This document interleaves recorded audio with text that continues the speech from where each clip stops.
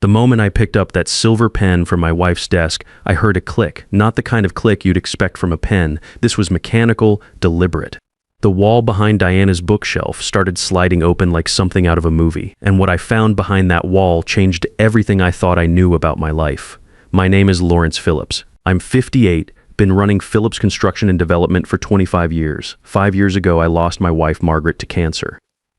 3 years ago, I married Diana Torres thinking I'd found love again. I was wrong about a lot of things. It started 6 months ago when my daughter Stephanie went missing. She was 24, just graduated from college, had her whole life ahead of her. The police found her car abandoned near Green Lake, doors open, keys inside, no sign of struggle, no note, nothing. Detective Davis told me these cases usually don't end well, but I never stopped looking. That Tuesday morning in November, I decided to surprise Diana at her interior design office downtown. We'd been having problems lately. I'd been forgetting things, losing focus during board meetings. Diana kept saying I should see a doctor, maybe take some time off. She was probably right, but something felt off about how concerned she was getting. I parked in the visitor spot at the Columbia Plaza and took the elevator to the 15th floor. The building was one of those newer high-rises with all glass and steel, the kind that makes you feel small when you're standing in the lobby looking up. Diana's office suite was at the end of the hall with her company name Torres Design Solutions etched in silver letters on the glass door. Her assistant Linda Williams wasn't at the front desk, so I walked straight back to Diana's corner office. The space was all modern, white leather chairs, a glass desk that probably cost more than most people's cars, and floor-to-ceiling windows with a view of Elliott Bay. Diana always said first impressions mattered in her business. That's when I saw the pen. It was sitting on Diana's desk next to her computer, right there in plain sight like it belonged there. A silver Mont Blanc with initials engraved on the side, SP. Stephanie Phillips, my daughter's pen, the one I'd given her for graduation just 7 months ago. She'd been so excited about it, said it made her feel professional, like a real adult. My hands were shaking when I picked it up. Why would Diana have Stephanie's pen? They barely knew each other. Stephanie had been polite to Diana but distant, the way kids are when their parent remarries. There was no reason for this pen to be here unless I gripped the pen tighter, and that's when I heard it. A soft mechanical click, like the sound of a lock disengaging. The wall behind Diana's bookshelf shuddered, then the entire section began to slide to the left with a low humming sound. Behind the wall was darkness and a narrow staircase going down. The air coming up from below was stale cold, like it hadn't moved in months. I should have called the police right then, should have backed away and gotten help. Instead, I found myself moving toward those stairs. Each step down was narrow and steep, the kind that weren't meant for regular use. I counted them without thinking, 10, 15, 20 steps total. At the bottom, my eyes adjusted slowly to the dim light from a single LED fixture hanging from the ceiling. The room was maybe 12 feet by 15 feet, with concrete walls painted white and no windows. In the corner was a small bed with a thin mattress and a gray blanket. Beside it sat a folding table with a bottle of water and what looked like protein bars. Against the opposite wall was a mini refrigerator, the kind you'd find in a college dorm, and a narrow door that had to lead to a bathroom. High up on the wall, mounted where it could see everything, was a security camera with a blinking red light. The room was clean, organized. Someone had designed this space with care, had planned it out. This wasn't some makeshift prison, this was built for long-term use. On the bed, curled up under the blanket with her back to me, was a figure I'd recognize anywhere. Stephanie, I whispered. She turned over slowly, like she was having trouble focusing. Her dark hair was longer than I remembered, matted and dull. Her face was gaunt, with shadows under her eyes and cheekbones that were too sharp. When she saw me, her eyes went wide with an expression I'd never seen before, not just surprise but disbelief. Like she was seeing a ghost. Dad? Her voice was barely audible, cracked from disuse. You're really here. I crossed the small space in 3 strides and dropped to my knees beside the bed. She pushed herself up on one elbow, staring at me like she couldn't quite believe I was real. Then she seemed to understand that this wasn't some hallucination, and she collapsed forward into my arms. The sobs that came out of her shook her whole body. Deep, wrenching sounds that told me everything about what the past 6 months had been like. I held her close, one hand cradling the back of her head, feeling how much weight she'd lost, how fragile she'd become. You're here, she kept saying over and over. You're really here. I'm here, sweetheart. I'm here. I've got you. I pulled back just enough to look at her, to see what they'd done to my daughter. She was pale, too pale, and thin in a way that made my chest ache, but her eyes were clear and focused. She was weak, but she was still there. How long have you been here? I asked, though I was afraid of the answer. 6 months, she said, her voice steadier now, but still shaking. Diana, she drugged me, Dad. I was meeting her for coffee, trying to be nice to her. I thought maybe I'd been unfair, that I should give her a chance since you seemed happy. The words hit me like a physical blow. All those times Diana had suggested I should spend more time with Stephanie, that we should all try to be closer as a family. She gave me a cup of coffee and we talked for maybe 10 minutes. Then I started feeling strange, dizzy. She said I looked pale, that maybe I should sit down. I remember sitting in her chair and then Stephanie's voice trailed off. I woke up here, my hands curled into fists. While I'd been falling apart, searching everywhere, posting flyers, working with the police, Diana had known exactly where my daughter was. She'd sat at our dinner table, listened to me talk about the search efforts, held me when I broke down crying, all while keeping Stephanie locked in this concrete room. She comes down once a week, Stephanie continued, her voice hollow, brings food, water, checks the camera. She told me no one would ever find me, that eventually, she swallowed hard. She said you were getting sick, that your memory was going. That by the time anyone declared me legally dead, it wouldn't matter anymore because you wouldn't even remember I existed. I felt sick. All those vitamins Diana insisted I take every morning, the special coffee blend she'd started buying, the doctor appointments she kept scheduling for me, she'd been systematically destroying my mind while my daughter wasted away in this room. Can you walk? I asked, pulling Stephanie to her feet. I think so. I'm just weak. She swayed a little, and I steadied her with my arm around her waist. She weighed almost nothing. We're getting out of here right now. We made our way back up the narrow staircase. The office was still empty, but I could hear voices in the hallway. Diana might come back any minute. I guided Stephanie toward the service corridor I'd seen maintenance crews use before. There was a freight elevator at the end that would take us down to the parking garage without going through the main lobby. I kept Stephanie low in the back seat as we drove out, my mind racing. Where could I take her? Not home. Diana would be there soon. Not the hospital, too many questions, too much paperwork that could alert Diana before we had a plan.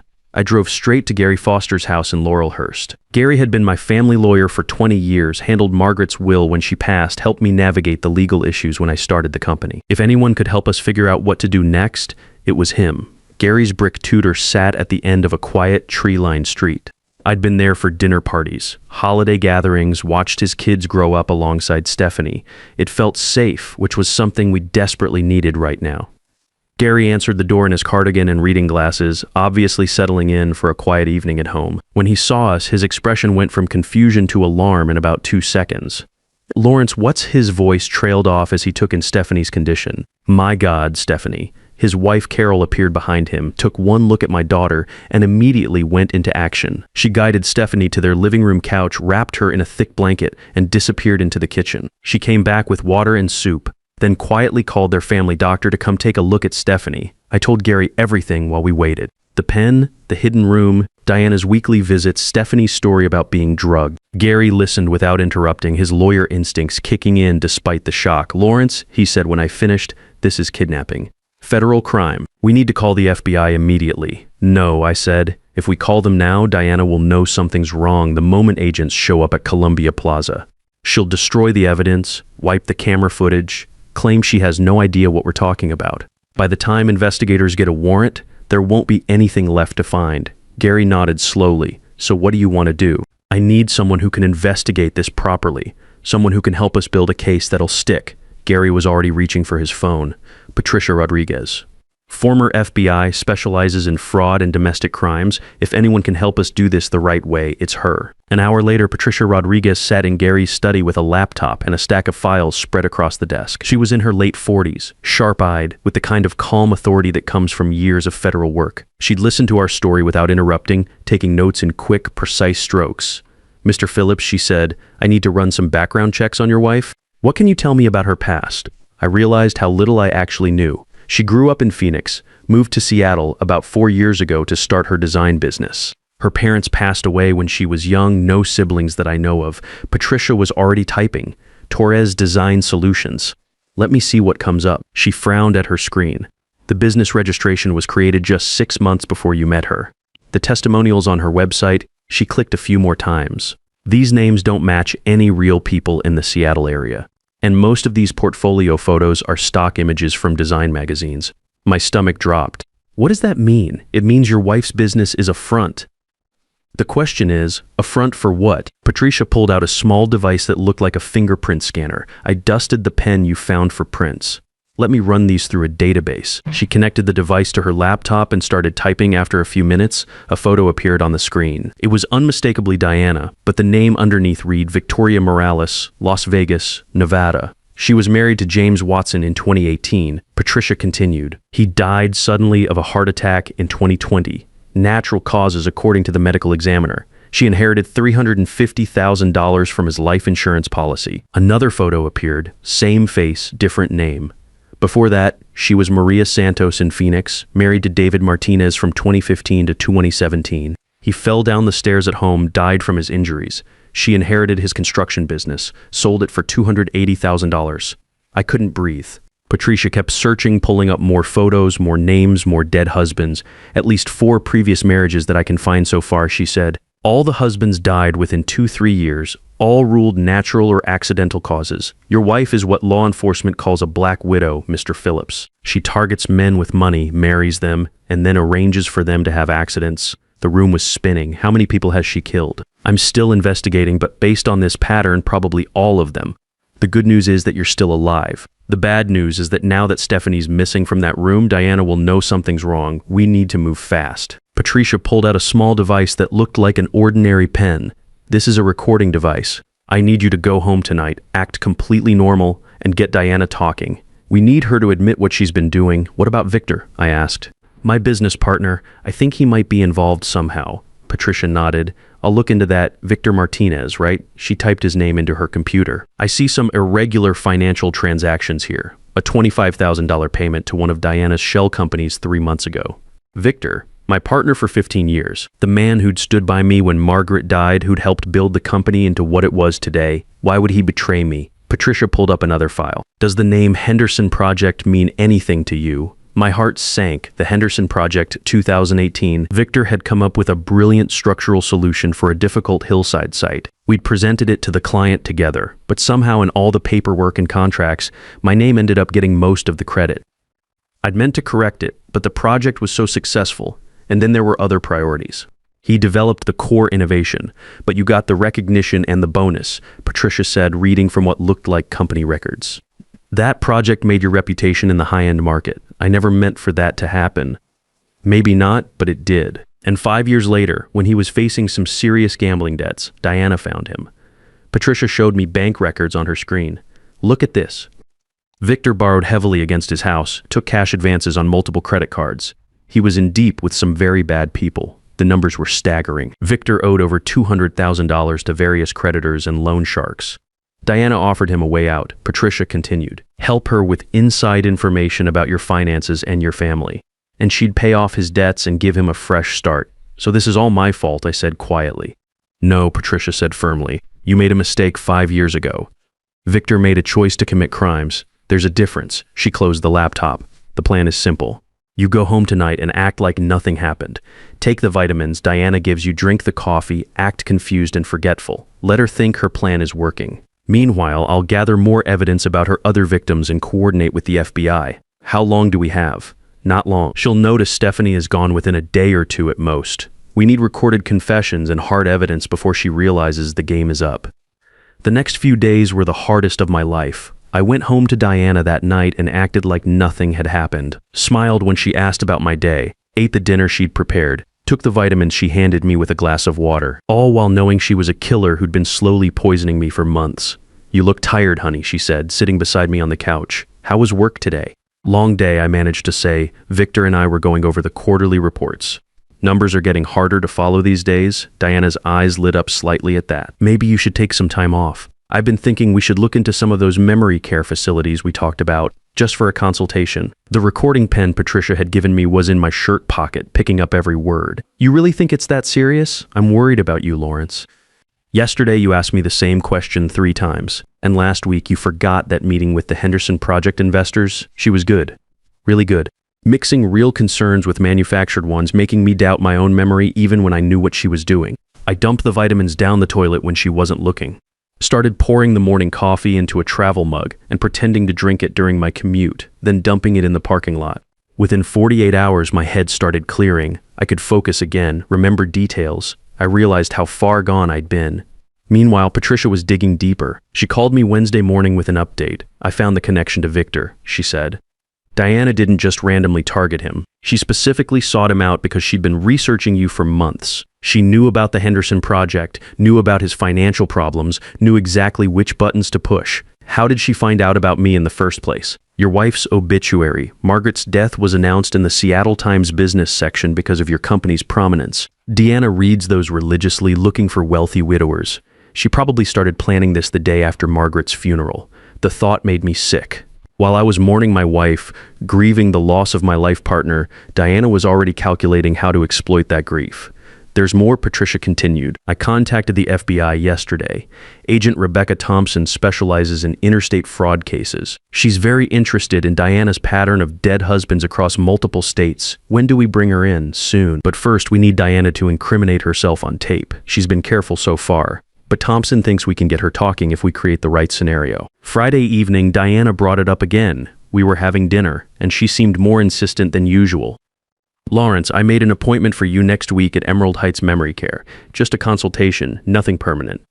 But I think we need to start looking at our options. That sounds expensive. Don't worry about the money, Diana said, reaching across the table to squeeze my hand. I'll take care of everything. That's what wives do, right? We protect the people we love. The pen in my pocket was recording it all. Her voice, her words, the way she talked about spending money that wasn't hers yet. Saturday morning, Patricia called with the breakthrough we'd been waiting for. Agent Thompson got court orders to exhume James Watson and David Martinez, she said. The lab results came back yesterday. Both men had elevated levels of digitalis in their bone tissue. That's a plant extract that mimics heart attacks in people with pre-existing conditions. She poisoned them, all of them, we think. We also found something else. Diane has been in contact with a place called Emerald Heights for 3 months. She's put down a $15,000 deposit to reserve a room for you. My blood went cold. She's been planning this for months. Gets worse. She's also been researching Washington state conservatorship laws. Once she has you declared mentally incompetent, she can control all your assets, make medical decisions, essentially erase you from legal existence while keeping you alive just long enough to transfer everything to accounts she controls. The scope of the plan was staggering. Not just my death, but my complete erasure as a person.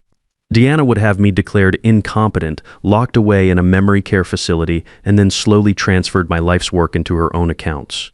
When I finally died, probably from complications related to dementia, she'd have every penny, and no one would question it. Monday morning, Patricia said, Thompson wants to set up a sting operation. Diana and Victor are meeting at your office to discuss the final transfer of business assets. We'll wire you up, get them both on tape discussing the conspiracy. What about Stephanie? She stays exactly where she is, safe at Gary's house. Once we have arrests, once we have convictions, then she can start rebuilding her life.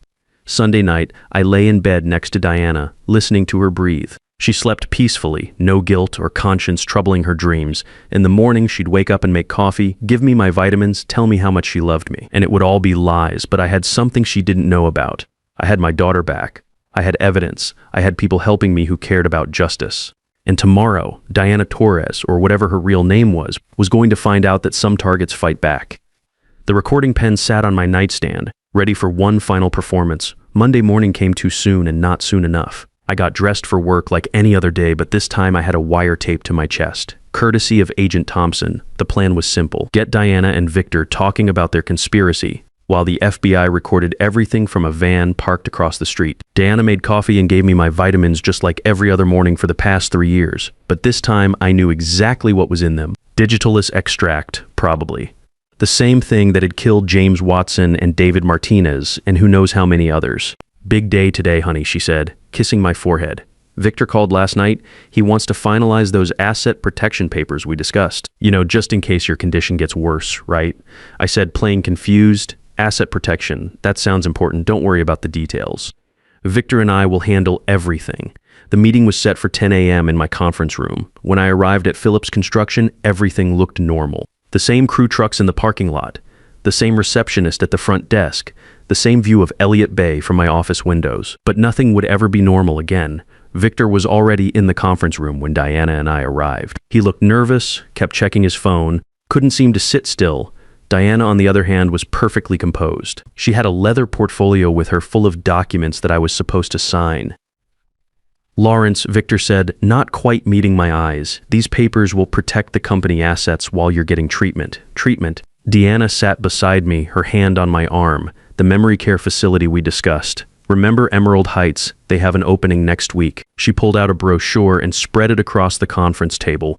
Beautiful grounds, smiling staff, comfortable rooms. It looked like a resort, not a prison. But I knew better now. How much will this cost? I asked. About $8,000 a month, Diana said smoothly. But don't worry.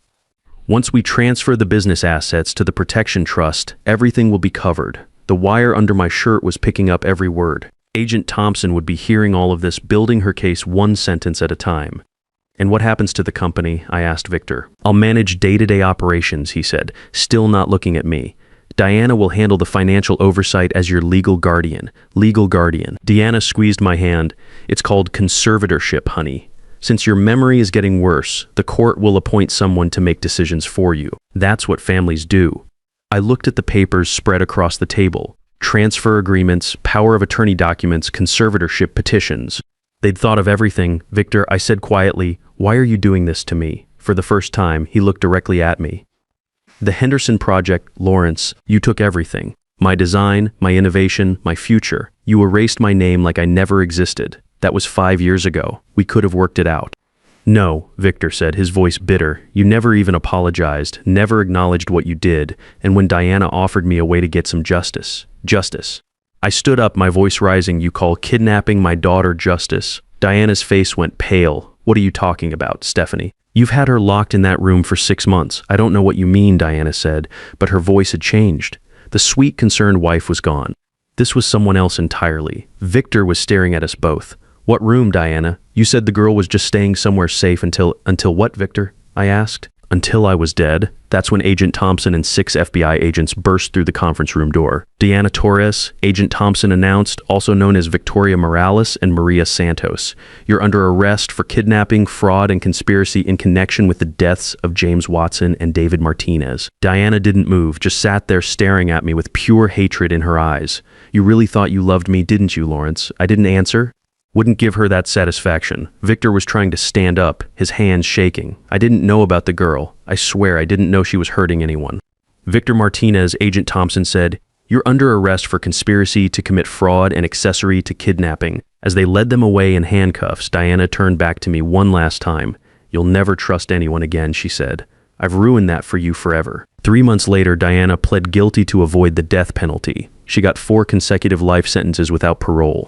The FBI investigation linked her to 6 deaths across 4 states. Victor got 8 years for his role in the conspiracy. Stephanie made a full recovery, physically at least. She's stronger than I ever imagined possible, but she still sees a counselor twice a week. She's thinking about studying criminal psychology when she goes back to school. Says she wants to understand how people become what Diana became. I sold Phillips Construction to my employees. Couldn't bear to keep running a company that had been built partly on someone else's stolen work. The money went into something better, the Margaret Phillips Foundation, dedicated to helping victims of elder fraud and domestic abuse. We've helped 47 people in our first year. People who were being isolated, financially controlled, slowly poisoned by the people who claim to love them. Stephanie runs the Victim Outreach Program. She's brilliant at it, has a way of helping people feel safe enough to tell their stories. I'll probably never remarry, but I'm okay with that. I learned something important through all this. Trust isn't weakness, but blindness is. I let loneliness make me vulnerable to someone who saw me as nothing more than a target to exploit, but I also learned that some bonds can't be broken no matter what evil people try to do.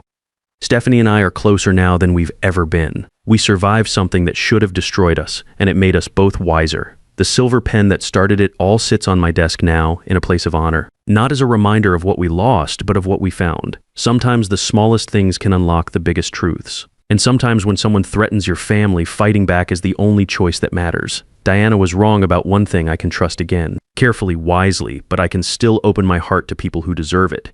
Because a life lived in fear isn't really living at all. Justice took time, but it was worth the wait. If you're a man my age reading this, remember, the people who prey on us study our loneliness like a textbook, but they can never truly understand the strength that comes from protecting the ones we love. Trust your instincts, verify what matters, and never forget that sometimes the most dangerous predators wear wedding rings and call you honey while they plan your destruction.